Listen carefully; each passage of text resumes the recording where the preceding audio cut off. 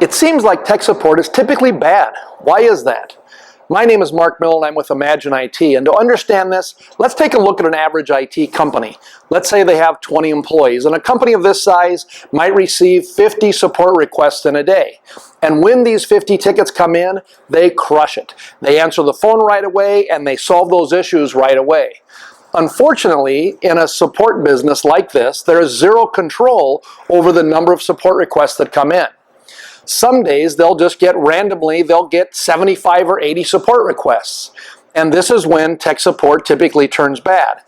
Without being able to scale for this increase, the phone rings and rings and rings, and issues are not addressed.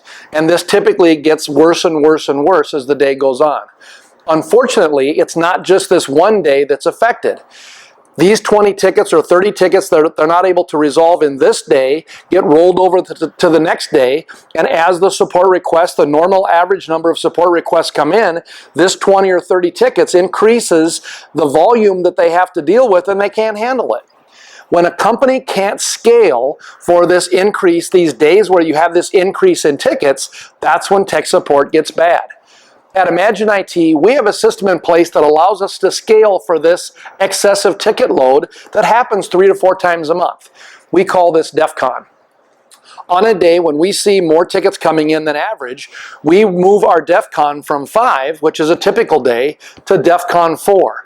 And this alert goes out through the whole company. And at that time, we have designated people who turn their heads around and start looking at the ticket board to resolve these increased number of tickets. If it's just one of those crazy days where we're getting an excessive load, we roll it to DEFCON 3. Again, this goes out to our entire company, and more people turn their heads around from projects or from management or from whatever other things they're doing, and they put their attention to the ticket board so that we can keep up with that excessive load. This allows us to scale for those tickets on that one day and resolve those tickets so that when we start the next day, we start the next day from scratch.